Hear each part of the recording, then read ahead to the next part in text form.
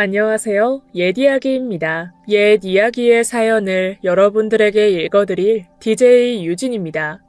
구독과 좋아요는 채널 운영에 큰 힘이 됩니다.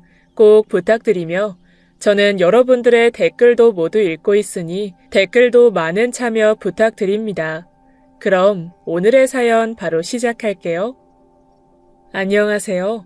저는 30 중반으로 6살짜리 아이를 키우면서 평범한 삶을 살고 있는 여자입니다. 그리고 시아버지와의 길고 긴 싸움에서 승리한 며느리 전사이기도 하죠. 웃기시죠? 며느리 전사라뇨. 제가 서두에서부터 이 말을 하는 건 차차 제 사연을 들어보시면 공감이 되실 겁니다. 긴 말 하지 않고 바로 이야기를 들려드리겠습니다. 저희 시아버지는 69살로 이제 곧 70이 되시는 분이십니다.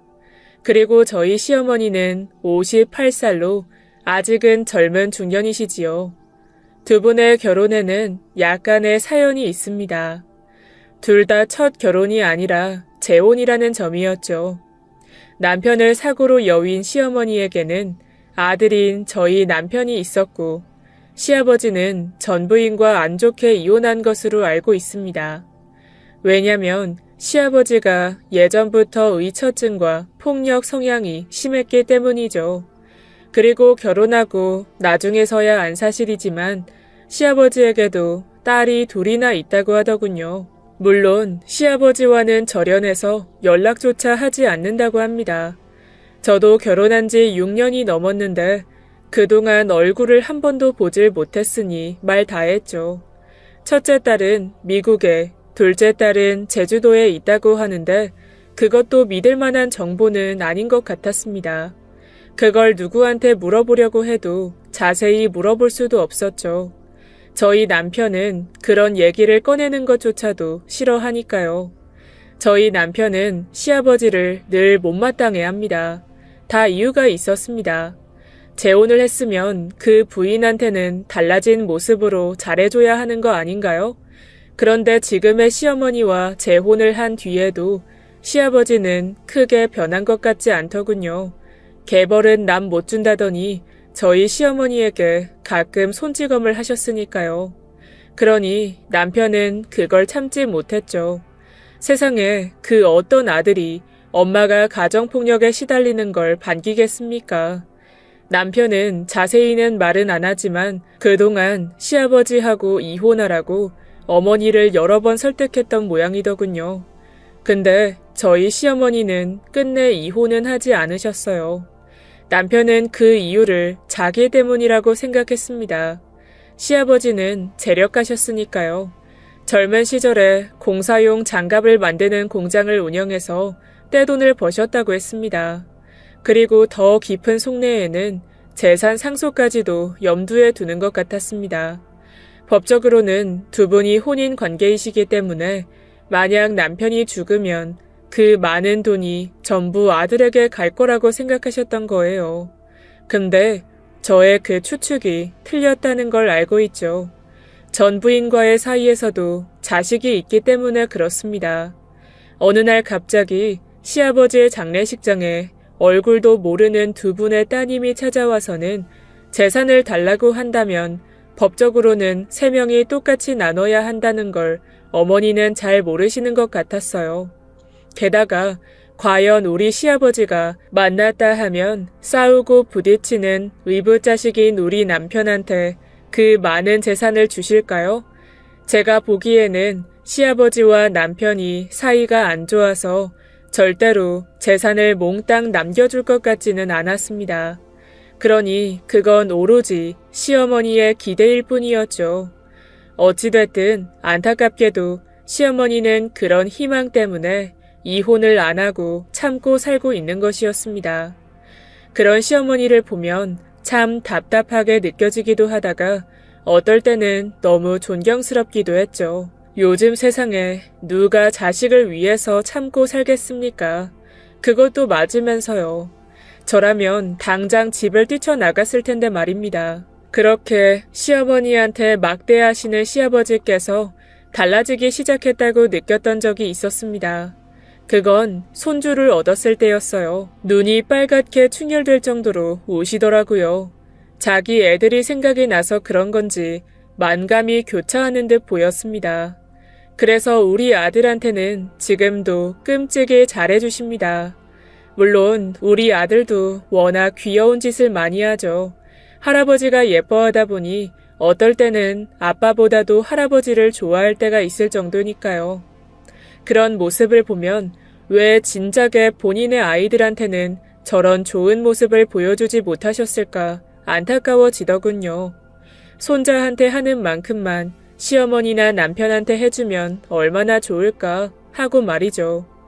왜 이렇게 사람마다 대하는 태도가 극과 극인지 이해가 안 갔습니다. 그래도 우리 아들 덕분에 집안에는 평화가 찾아온 것 같았어요. 그렇게 한동안은 시어머니와 다투는 일도 줄었습니다. 내일 모레면 70이라는 말을 자주 하시기도 하셨고 재산 분할 얘기도 가끔 먼저 꺼내놓으셨습니다. 그래서 이제 시아버지가 좀 달라지는가 싶었죠. 근데 얼마 안 가 저희의 추측은 보기 좋게 벗어나고 있었습니다. 알고 봤더니 요즘 이상한 데 관심을 쏟고 계시더군요. 그건 바로 며느리인 저였습니다. 어느 날인가 아들을 시어머니한테 맡겼더니 저한테 한 소리를 하시더라고요. 애 엄마가 나가서 돈을 벌면 얼마나 본다고 애를 이 집 저 집 맡기고 다니냐? 누가 너 보고 돈을 벌래? 내가 그 월급만큼 용돈 줄 테니까 그런 일 그만하고 살림이나 해라. 우리 지훈이 하나만 잘 키워도 모자랄 판에 남자들이랑 히히낙낙거리면서 일을 해? 나는 절대 그런 걸 못 보니까 내 말 들어. 알았냐? 아버님, 갑자기 왜 그러세요? 제가 언제 남자들하고 희희낙낙거렸다고 그러세요? 그건 오해세요. 그냥 고객들이고 빌라 보러 온 사람들이라고요. 그리고 저 돈 때문에 이 일하는 건 아니에요. 요즘 재테크에 관심이 많아져서 이 일 배우려고 제가 일부러 뛰어든 거라고요. 아버님도 저를 너무 색안경 끼고 보시지만 말아주세요. 네? 제가 그렇게 간곡하게 말씀을 드렸는데에도 시아버지는 저를 좋게 보지 않으셨습니다. 제가 애아빠를 놔두고 바람필 여자처럼 보였나? 저는 오해할 만한 행동은 절대 안 한다고 생각했는데 말이죠.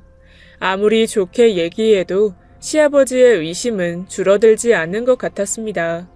왜냐면 저와 같이 일하는 직원분들의 충격적인 제보가 있었기 때문이었죠. 저는 분양 대행 업체에서 일을 하고 있습니다. 대부분 신축 빌라를 분양하는 건데 하나만 팔아도 꽤나 돈이 남는 일이었어요. 근데 이게 무슨 문제가 있냐고요? 제 말이 그겁니다. 근데 저희 시아버지는 제가 못마땅하신 거더군요. 남자 고객들과 대면해야 한다는 그 자체를 의심하신 것입니다. 글쎄, 제가 없을 때 사무실에 와서는 직원들한테 이리저리 캐묻고 갔다더군요. 이건 좀 선을 넘는 행동이라고 저는 생각했습니다. 제 직장까지 침범하시다니 그건 제 얼굴에 먹칠을 하는 것이었습니다. 시아버지의 위처증은 제가 생각했던 것보다 훨씬 심한 것 같더라고요. 나래씨, 좀 피곤하겠다. 시아버지가 장난 아닌 것 같던데? 대표님한테 나래씨 남자 고객이랑 말하지 못하게 해달라고 부탁을 하고 갔대요. 그게 말이 돼? 남자든 여자든 가리지 않고 팔아야 되는데 뭐 골라서 팔라는 거야? 진짜요? 저희 시아버지가 그랬어요? 제가 그렇게 아니라고 했는데도 왜 그렇게 의심하시는지 모르겠어요.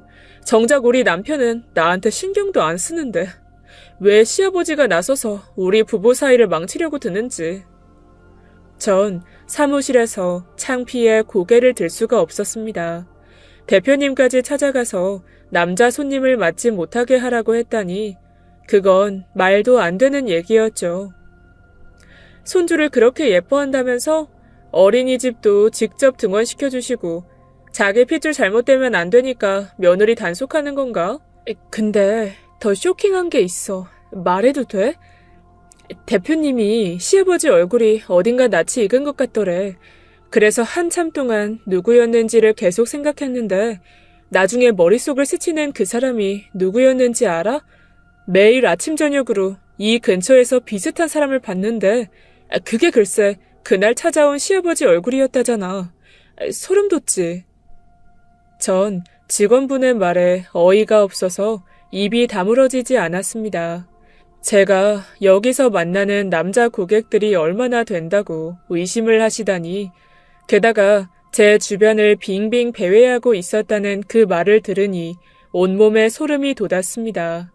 손자를 예뻐하는 마음은 이해를 하는데 제가 바람이 나서 우리 가족이 해체라도 될까봐 걱정하시는 걸까요? 그건 말도 안 되는 추측이라고 저는 생각했습니다. 왜 그런 걱정을 사서 하는지 정말 이해가 안 되더군요. 저는 그날 밤 그대로는 가만 놔둘 수가 없다고 판단했습니다.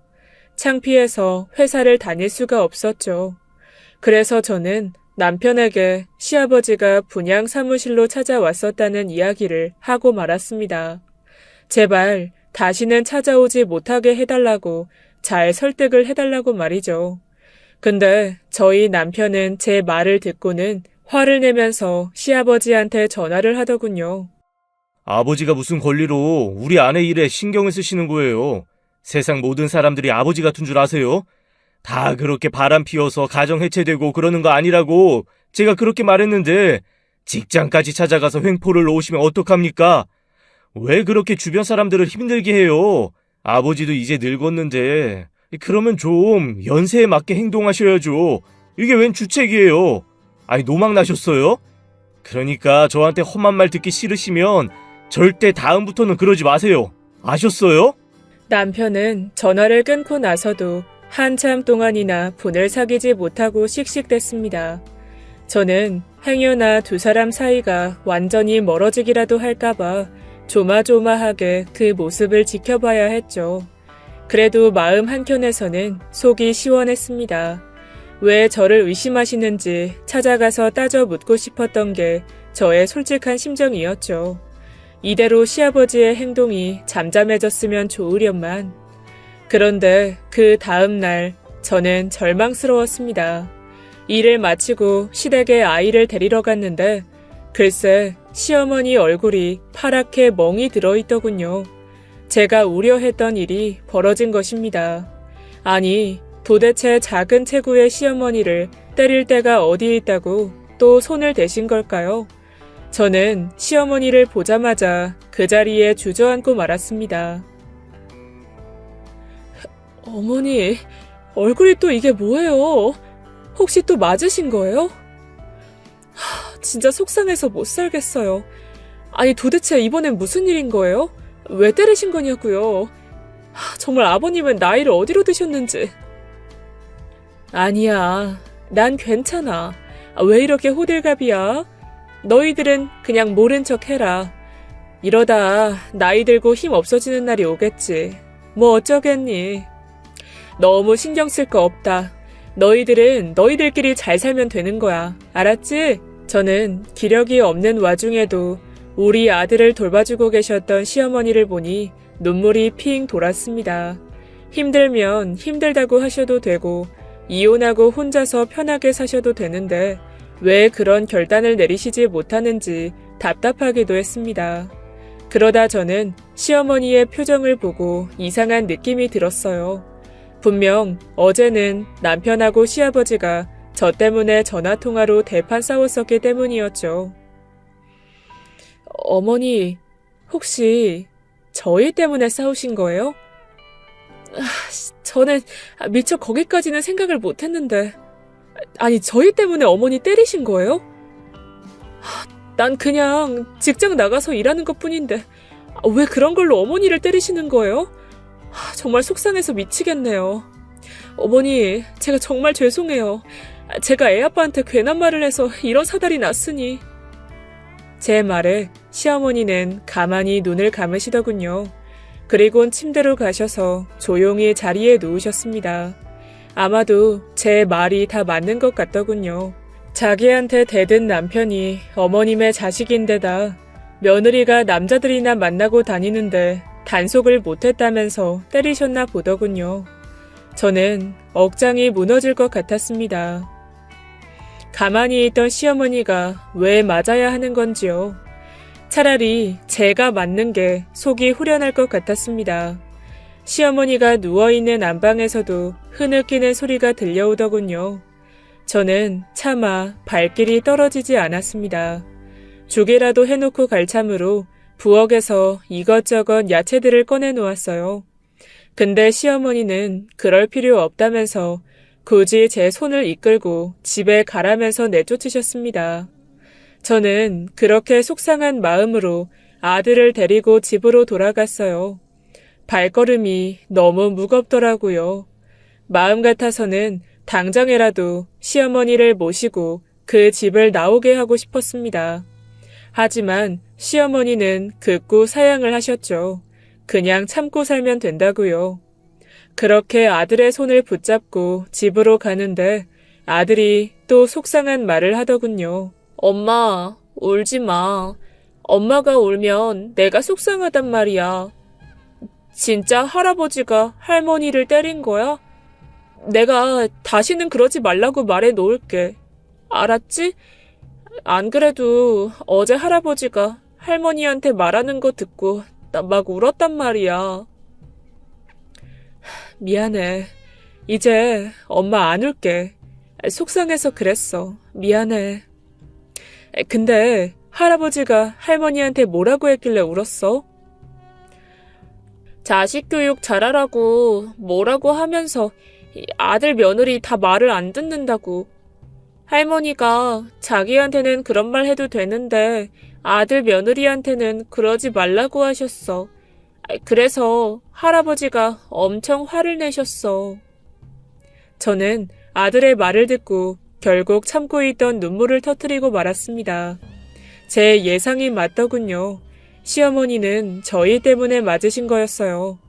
이제는 하다 못해서 며느리 교육을 못 시켰다고 맞으시다니 시어머니가 너무 가엽게 느껴지더군요. 근데 그 이야기를 또 남편한테 했다가는 또 악순환이 될 것 같아서 말하지 못했습니다.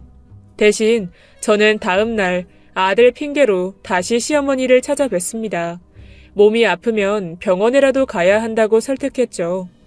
저요, 속으로는 그런 증거를 다 모아넣어야 한다는 생각이 컸습니다. 그래야 나중에 위자료라도 받을 테니까요. 근데 저희 시어머니 고집이 장난이 아니었습니다.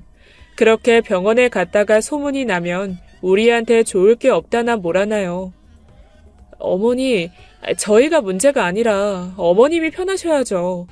이 진단서들 다 모아놓으셔야 나중에 증거가 된다니까요. 언제까지 이렇게 사실 거예요? 네? 어머니가 행복해야 저희도 행복해요. 그런 말 마라. 나는 충분히 행복해.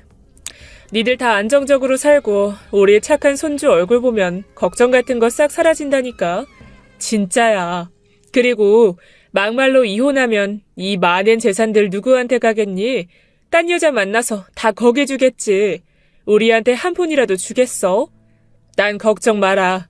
안 그래도 네 시아버지가 요즘 변호사 만나고 다니면서 상속을 어떻게 하면 좋겠냐고 물어보고 다닌다더라. 내가 그래서 넌지시 말했어. 미국에 있든 제주도에 있든 그 딸들한테는 하나도 주지 말라고. 아무리 부모가 이혼했다 해도 자식들이 한 번도 찾아오지 않는데 그게 자식이냐고. 그러니까 니들은 못 듣고 못 본 척하고 살아. 그러면 이 재산들 다 니들 거 되니까. 알았지? 저는 시어머니의 말에 한숨이 나오더라고요. 법적으로 정해져 있는 유류분이라는 게 있기 때문에 우리가 아무리 노력을 해도 그 자녀분들에게도 일정 정도의 재산을 나눠줘야 한다는 걸 모르시는 것 같았어요. 오히려 시어머니는 흥분해 있는 저를 위로해주면서 다 괜찮아질 거라고 위로해 주셨습니다. 저는 그런 시어머니가 참 답답하더군요. 며칠 동안 고민만 하다가 저는 친구 소개로 변호사를 찾아가게 되었어요. 시어머님의 말이 맞는지 확인해 보는 게 좋을 것 같아서 말이죠. 근데 역시나 제 예상이 맞더군요. 법적으로 정해져 있는 유류분이라는 게 있어서 어쩔 수 없다고요. 그 말을 들으니 차라리 지금 이혼을 하는 게 낫지 않을까 하고는 변호사님에게 조심스럽게 물었습니다. 어차피 재산을 분할해야 하는 거라면 지금 이혼을 해야 몸과 정신 건강에 좋지 않겠냐고요. 하지만 변호사님은 제가 미처 생각하지 못했던 현실적인 조언을 해주시더라고요. 그게 말처럼 쉽게 되면 좋게요. 그 시아버님이 이혼을 안 해주면 끝일걸요. 지금 가정폭력에 대한 증거도 없으시다면서요. 그러니 시아버지가 이혼을 안 해주실 가능성이 커요. 결정적인 것들이 없으면 법정에서도 이혼 안 시켜주고요. 전 그 말을 듣고 고개를 떨궈야 했습니다. 역시나 저희 시아버지는 절대 이혼을 먼저 해줄 양반이 아니었죠. 재산 분할을 해줘야 하니 절대 자기한테는 잘못이 없다고 맞소송까지 가실 분이셨습니다. 그러고도 남을 분이셨죠. 그러니 만에 하나 소송 같은 걸 먼저 걸었다가 잘못되면 더 손해를 볼 거라고 말씀하시더군요. 소송에서도 지고 시어머니는 평생 시아버지한테 재산도 못 받으시면서 맞고 살아야 할지도 모른다고요. 그 말을 들으니 저는 정신이 번쩍 들었습니다. 잘못 접근했다가는 이도저도 아닌 상태로 쫓겨날지도 모른다는 생각이 드니 시어머니의 이혼을 도와드릴 수가 없더군요. 전 그렇게 변호사와의 면담을 끝내고 집으로 돌아갔습니다. 그런데 저희 시아버지는 참 부지런하셨어요. 여전히 제가 다니는 분양 사무실 근처를 배회하시더라고요. 그러면서 제가 만약 남자 고객과 대화를 나누기라도 하면 저한테 전화를 해서 잔소리를 하셨고, 그런 날이면 시어머니를 때리기도 하셨습니다. 정말 끔찍한 나날이었죠. 제가 일을 그만둬야 이런 의심을 거두실 건지 너무 답답했습니다. 그러다 어느 날인가 저는 아이를 데리러 시댁으로 갔다가 뜻밖의 이야기를 듣게 되었습니다. 저는 여느 날처럼 아들의 손을 잡고 오늘 어린이집에서 무슨 일이 있었냐고 물었어요. 제잘제잘 이런저런 얘기를 하던 우리 아들이 할아버지가 오늘은 화를 안 냈다면서 이상한 얘기를 하는 겁니다. 엄마, 오늘은 할아버지가 완전 예쁜 이모를 데려왔던데? 그래서 나 오늘 엄청 서운했어. 나보다 그 이모를 예뻐하는 것 같아서. 뭐? 그게 무슨 말이야? 이모를 데리고 왔다고? 그럴 리가 없는데. 이상하다. 지훈아, 그 이모 얼굴이 어땠어? 할아버지랑 닮았어? 전 그 순간 걸음을 멈추고 아들의 얼굴을 쳐다봤습니다. 이모라면 혹시 미국과 제주도에 있다던 시아버지의 딸들을 말하는 걸까요? 연락도 안 하고 산다는 그 이모들이 어떻게 유치원까지 왔을까요? 아니, 이모가 아니라 고모 아닌가요? 그 순간 고모를 이모라고 부르라고 한 것도 좀 이상하더군요. 아니, 하나도 안 닮았지. 어떻게 할아버지랑 닮아? 그 이모가 할아버지한테 사장님 그러던데? 내가 할머니라고 부르니까 이모라고 부르라고 해서 이모라고 한 거야. 근데 할아버지가 그 이모한테 하는 만큼만 할머니한테 잘해주면 좋을 텐데. 그래서 기분이 좀 나빴었어. 저는 아들의 얘기를 듣고 그제야 감이 오더라고요. 이모라고 부르라고 해서 이모라고 불렀다는 그 말도 그렇고 엄청 잘해줬다는 말도 그렇고 어딘지 모르게 시아버지가 의심스럽더군요.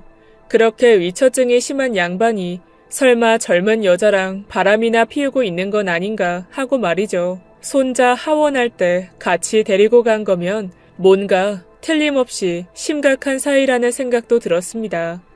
얼마 안 가 저는 시아버지가 그토록 원하는 상태가 되었어요.